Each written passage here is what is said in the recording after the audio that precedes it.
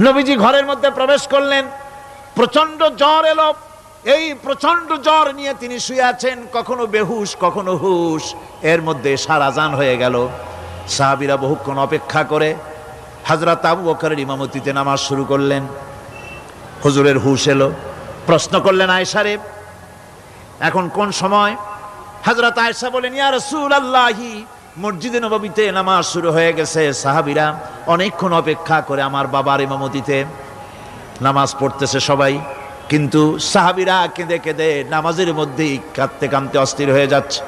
তাদের মনের ধারণা হয়েছে নবীজির পেছনে নামাজ পড়ার কিসমত থেকে তারা মাহরুম হয়ে গেল। নবীজি বলেন, আয়েশা, দরজা খুলে দাও আর আমার মাথাটা একটু উঁচু করে ধরো, আমি একটু নামাজের দৃশ্যটা দেখি। দরজা খুলে দেওয়া হলো, নবীজির মাথা উঁচু